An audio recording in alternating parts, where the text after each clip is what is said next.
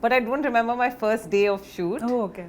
Maybe I was just so much in my head, like this kind of character, bubbly and talkative and all. There's a very fine line. I mean, it can very easily get on your nerves and be like. It's been a while since you've done a film. It's been 6 years. The politics of the film, or there were times where I was, and when I say politics, I mean gender politics mostly.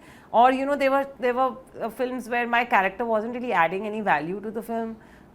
So then I was like, I'll do it when I want to, sort of a thing. So and this came along and we did it. A lot of times, and I often give this example of Padman, for example, that Akshay Kumar film. Now it's male-centric because male-centric or female-centric means the protagonist, the gender of the protagonist, basically.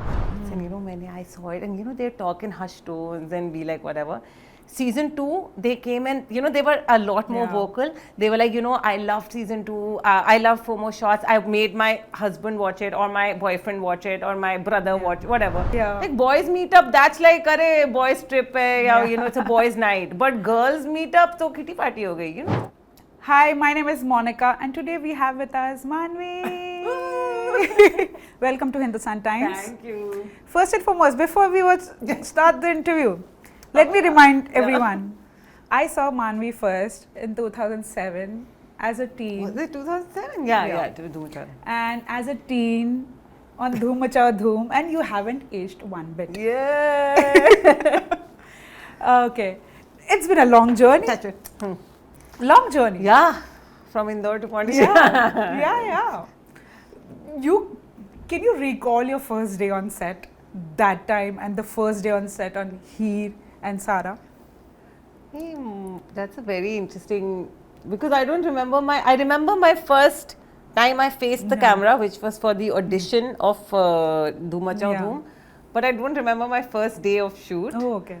Maybe I was just so much in my head, like it's just like whatever, I repressed it, or maybe it was such a bad memory that I've repressed it, I don't know. But either way, I don't remember, but I remember my first day of Heer Sara. We were shooting the house sequence.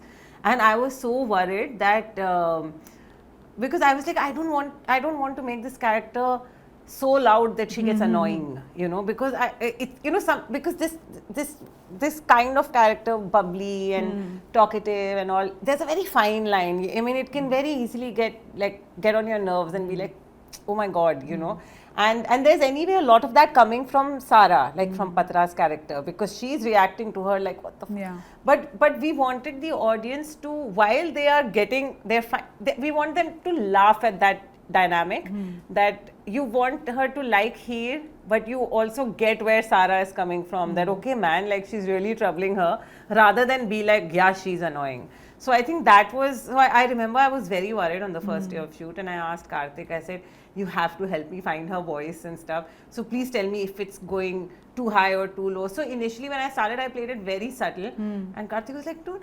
Upar le ja, and then I had to kind of make her louder. And then he's like, yeah, just this, keep this, or whatever. And sometimes he would come and tell me, okay, now it's getting too shrill and loud. So take it a notch lower. And work together. I've always asked actors, and also a lot of actors have often told me as well, that first day is where you sort of like try to find your footing, until the third day is where you sort of like get an idea where the character is. Third, fourth day, almost. Because you come in, you work a lot on the script. Like most actors, I think they do come in prepared.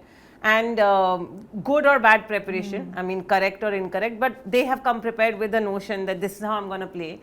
And then but then obviously there are so many other factors that come into play, and you could be completely off, you could be bang on target, and but whatever happens, then you're like, oh, okay, and then by the time, and you also, when you're working with a particular director, particular DOP, you kind of different actors, so you kind of realize, okay, this is how the, like, how do you oil this machine, and every machine is oiled differently. And so that's what, like, I think I love about every set, that every set is different, and every director is different, every project is different. It's been a while since you've done a film. It's been 6 years since Shubh Mangal Savdhan, and between that you've had such phenomenal projects on streaming platforms.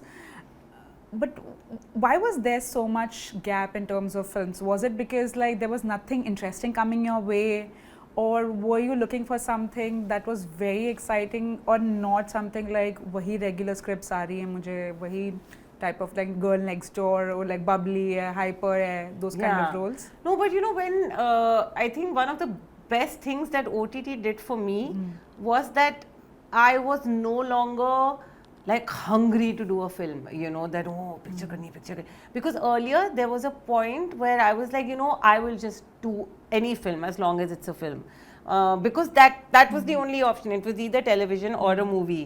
So I was like, but with OTT I was like, hey, you know, I can actually do projects that I want to do and I like. So I don't have to really wait for something like really major. Like I had that luxury of choice. So then when films were coming, if at all, there were, I mean, it's not like I was you know, dying of choices. There were so many, but there were times where films came and like I was just like, the scripts were either I either didn't agree with the politics of the film, or there were times where I was and when I say politics I mean gender politics mostly, or you know, there were films where my character wasn't really adding any value to the film.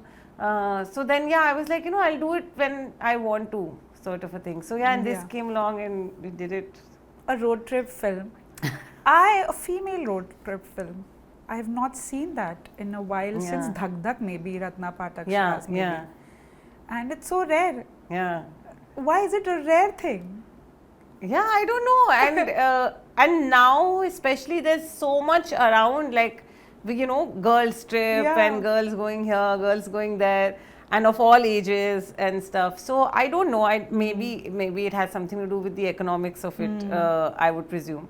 But and also I think we are so bound by these labels of women-centric, male-led, female-led, you know, all of that. I think that is where we lose half we alienate, you know, like half the audience, or, you know, half the market, whatever. I don't know. I mean, you're just adding baggage unnecessarily. So, yeah. There was I remember there was this demarcation of films and TV, then streaming came along, and now sometimes the conversations flows like, oh, this is for a theatre and this is for a streaming. Correct. So this is also a conversation that has come along, and a lot of these projects might go on a directly streaming platform, let's say. But it is so interesting because I see around the world, globally, I'm not sticking to just Hollywood, around the world, there's always, if there's a tentpole film, there's also a small story coming along and everything. People want to go and watch it. I feel like I'm always dying to watch something that is a bit light-hearted, that relates to me in a certain way. Because I have traveled with my friends. I have to say this, that I was watching the trailer and it made me realize that two women have just gone on a bike to Pondicherry. But obviously there's a conversations that will come up like about safety. Women have to think 10x more about how they want to travel. So could you elaborate, what were some of the early conversations you had about like this film with Karthik in general, or in general, to understand like how he wants to like project the story or take the story forward? No, so exactly, like so the film was essentially written by two guys, Karthik and Manoj, and they made it a point, and it was a conscious effort from their part, where they got a female writer.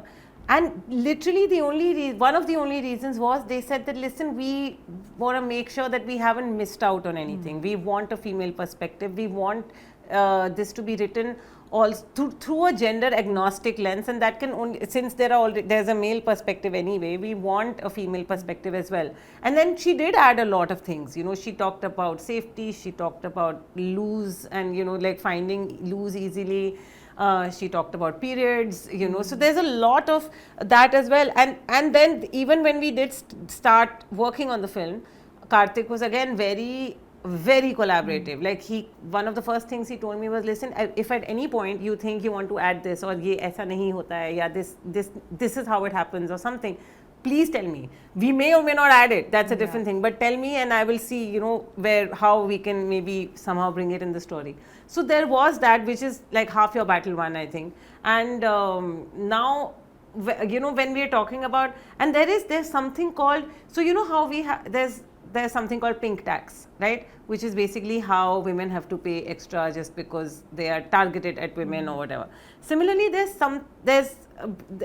this thing like, so if I'm going and there's a guy going, a guy will stay anywhere. You know, he'll stay at the cheapest hotel, and because he doesn't have to worry about safety.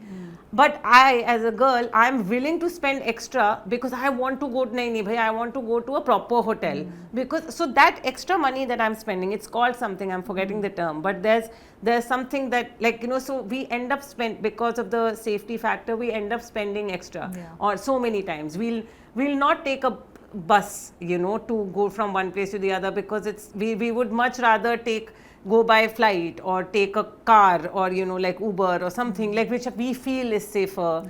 But someone might just like pick up something and go, that sort of a thing. So of course that's that's a hard reality, and in fact I think that's the biggest deterrent to like women going out and like traveling solo. So yeah, but I think things are also changing. I see there's so many like female vloggers and travel vloggers who are just like doing it, and they'll even tell you, they'll address these concerns and they'll talk about how you can navigate those. And I think that's changing. So hopefully we'll only get better. So social media, like, you know, a phone with a camera, I think is your weapon. Changes everything.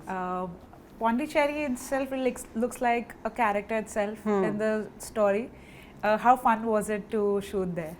A lot of fun. Like I'd never shot in Pondicherry. I had been to Pondicherry a lot because like since school, we used to have school trips to Pondicherry, to the ashram, because I'm from Mothers International, which was affiliated to the ashram, and of course we used to find it damn boring at that time, going and meditating and all. But like, you know, but incidentally, Pondicherry was also my first ever road trip destination solo. Like when the first time I ever traveled solo was from Chennai to Pondicherry, and I stayed there for a couple of days.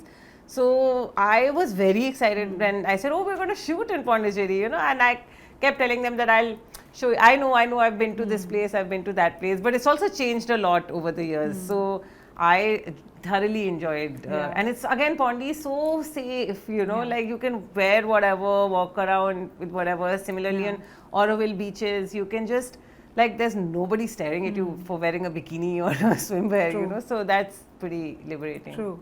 It's liberating, and also you just feel like you can be yourself. That's why it's liberating, because you're like, oh, you know, you don't have to worry about anything. Tell me about working with Patralekhaa, because it feels like the dynamic in the trailer looks like, oh, she's gonna get irritated a lot. But how is that off screen as well, and how was that on set? No, so Patra had a really hard time because she was like, I also want to, like, I want to respond to these things, you know, I want to get into like a banter thing, because we used to do that off screen a lot. I would say something, she would say something, you know, it was like all fun, and just she was like, I also want that, but her character wouldn't allow it. So a lot of times I would really like tease her for that. I'd be like, oh, you can't say this, you can't laugh, you can't even smile.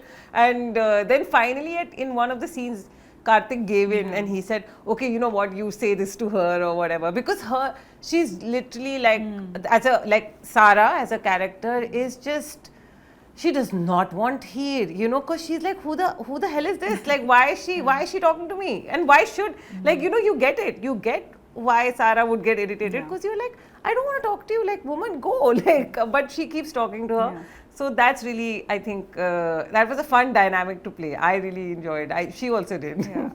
You were also talking about the fact that women-centric, and there's a label's always there. It's never there for a man leading the project. We don't say male-led project. It's a film.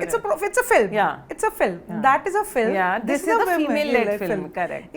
That is also a conversation. Then also it's about the budgets. There are not a lot of budgets are allocated to that. Have you ever faced those kind of conversations before? I mean, so I'm fortunately or unfortunately, I'm not in the thick of the economics of it. You know, like I've heard conversations, but I've never had a stake in those conversations really. And you know, but there's a difference between being male or female centric and being male or female skewed, because a lot of times And I often give this example of Padman, for example, that Yeah. Akshay Kumar film. Now it's male-centric because male-centric or female-centric means the protagonist, the gender of the protagonist, basically. So in Padman, let's say Akshay Kumar, I mean, it's a male-centric film, but it's female-skewed, Yeah. right? And similarly, or it's not even it's female skewed, but also like it's a spectrum. So Yeah. it's also a little bit of male skewed because we're also trying to educate the men on it. Similarly, a lot of, let's say a Dhurandhar, for example, it's male centric and male skewed because it's action and there's a lot of that which doesn't appeal. Again, I'm generalizing, but it doesn't appeal to most women, I would assume. So there's all of that, but the problem comes, so it's okay to have these genres and these labels, but the problem comes in when we start saying one label is better than the other. So to dismiss something as a chick flick, but laud an action film, that to me is what is a problem. They're both films. There are good chick flicks, there are bad chick flicks, there are good action films, there are bad action films. People can as a woman, I may like action films. As a woman, as a guy, I may like chick flick. I mean, we shouldn't have to worry about, oh my God, I'm going to be judged if I say. A guy shouldn't have to think 10 times before saying he likes a chick flick, or a girl shouldn't have to sound cool to say, and say that. I mean, so it's the connotation that it derives over the years, which is, of course, you can always bring everything back to misogyny, and the roots of it are all there. So I think, women need to change that because the men aren't going to do shit. So we have to do it, and let's do it. We'll do it. We are doing it. I remember, you won't believe, or you will believe, because FOMO Shots season 1, we, a lot of girls would come up to us and tell us that, I love FOMO Shots, and when I saw it, and they talk in hushed tones and be like whatever. Season 2, they came and, they were a lot more vocal. They were like, I loved season 2. I love FOMO Shots. I made my husband watch it, or my boyfriend watch it, or my brother watch, whatever. And by season 3, they had reached a point of complete, fuck you, you know, they were screaming from the top of their, houses and building terraces, saying that we love the show, we don't care what you think about the show. So I've seen that change, that from talking about it in hushed tones to calling it guilty pleasure to then saying, you know what, we love the show, we like to hell with it. And it also coincided with the lockdown and the pandemic, and then anyway, once we came out of the pandemic, we were so starved for our friends and the company, and to be able to be out of the house and stuff. So I think that kind of helped the case. But women were just, it was they've been let loose, and I loved that. And I think that will come when more and more women, we make stuff for good stuff for women. It's okay now, make it female skewed, female centric, whatever you call it. You can give it all the names you want. And then, because one thing comes and it'll change something. And and it's... So I generally feel like there is bigger audience for those things. It's just that I do think that we do cater to a certain kind of audience. And then a lot of things, this conversations also goes like, he is streaming पे आ जाएगी. नहीं, मुझे क्या लगता है ना, in that fandom is there. Yeah. It's just we haven't enabled them to be vocal about it. Also, it's only looked down upon. If That's women love it, that so then they dismiss it. Absolutely. So, with other fandoms, or and then again, you can we can keep discussing this because it's a very vast topic. But it also comes from financial independence. Because agar aapko if you have to go to your husband and take money from him to go watch a film, of course he's going to have a say in it, on what film you're watching. True. But if you're earning for yourself, you don't have to ask anybody. You can just go watch whatever. You can subscribe to whichever OTT. You can go wherever, whichever theater. So I think it also comes from there, that we have to, financial independence, we have to be, because that's the only way we can make our own decisions. And, to really be to help and not be answerable to our fathers or boyfriends or husbands or brothers or whatever, then we make our own decisions. And so we're, a lot of times I think women, there is female fandom, strong female fandom. for example, television shows. They are catered to women, right? They are with women as the their masses, primary audience. So अब वो कैसे मतलब हमें कैसे पता ये you know, but again वो like हाँ TV पे आता है, you know, मतलब whatever. Very dismissed, It's very like looked down upon, condescending. So yeah, it's and that's always been the thing. Anything you take, fashion, they'll be like, oh, तो लड़कियों का है, like makeup or girls, and you know whatever. Now of course things are changing. Like you have male makeup artists, male skincare influencers, and all of that. But yeah, that's kitty parties. Like there's a conversation around that happening where they're like, kitty parties is such a like boys meet up. That's like अरे boys trip है या you know it's a boys night. But girls meet up तो kitty party हो गई. You know it's like अरे you know. So I feel like those are the spaces I enjoy. I think like you also grow with that and enjoy those kind of stuff. Yeah. I do want to know is like because primarily a lot of people have attached you to streaming as a face of like streaming in many ways. So do you think you've been put in certain kind of box or anything or like that, or did streaming give you the wings to fly in terms of the lot of things you were able to do and reach a certain level of like certain places, like thought that यहाँ से भी लोग मेरे बारे में बात कर रहे हैं, which probably you must have not thought that before.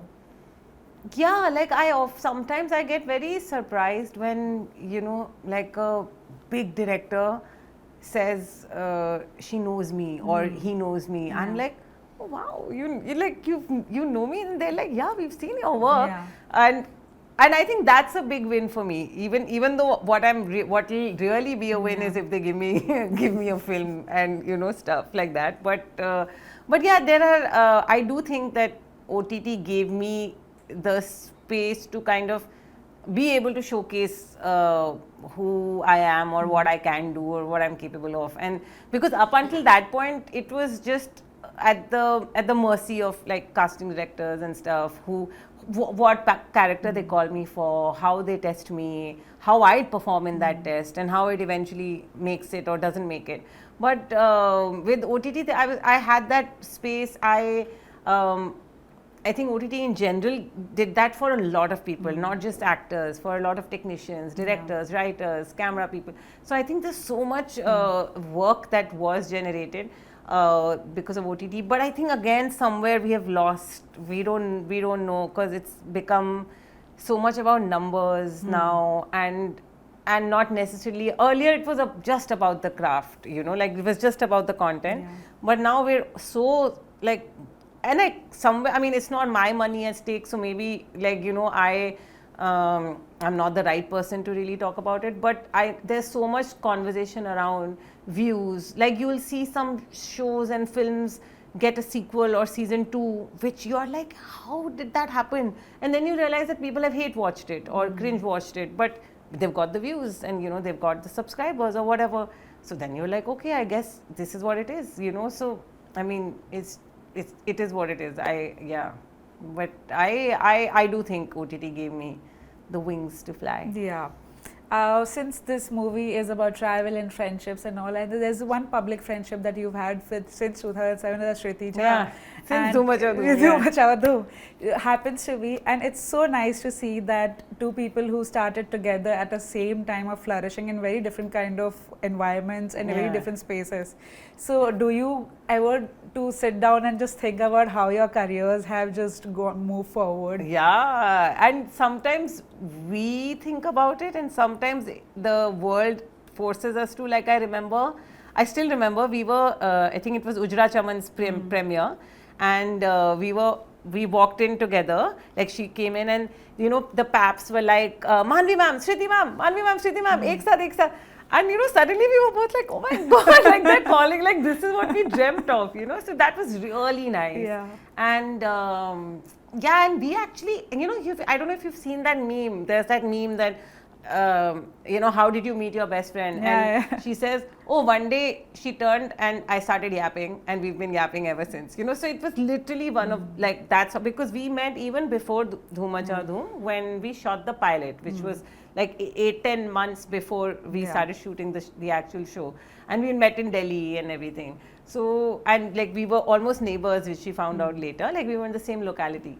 So yeah, like, and it's been the same ever since, and we've seen each other through like different houses, different phases of life, with money, without money, struggling, thriving, boyfriends, you know. And, so it's been lovely. It's very, good, it's very nice to see that, especially in like careers like these, when you sort of like, a lot of people drift away as well because it's so busy and it's a busy lives and everything. And we don't meet that often. Like, we have to, sometimes we're like, dude, we haven't met like for 3 months or something. And when we stay in the same city, like, I also have like best friends who, like, one is in London, one is in Delhi. So you don't meet them, you still kind Life of, it's happens, accepted. But with her, I'm like, dude, you're like right here. Like, why aren't we meeting? But like, but it never feels like we haven't met for a long time, you know. So that's, I think, the beauty of our friendship. Yeah. This movie was supposed to come out this month end, but now it's 12th of June. Like, is there a reason for it? No, I think it has something to do with the name changing, and because of that, they kind of have to change a lot of other things. And they also felt that, okay, now we have more time to plan out the release and like hopefully have hopefully have a bigger and neater release. So what's next for you? Many more seasons or 4 more shots? No more seasons or 4 more shots. But yeah, there's something I'm in talks with regarding some, like, I can't talk about it only, but I'm trying to find the words. No, okay, never mind. But there's lots of things happening. I'm also trying to maybe like get into some, like, I want to start a brand of my own and maybe like do something there. Let's see. I get it. A lot of NDAs. I get it. Oops. Can't spill anything anymore. Thank you so much. Lovely talking to you. Monica. And I'm loving that how you're doing for yourself, and all the way best. Yeah, thank you.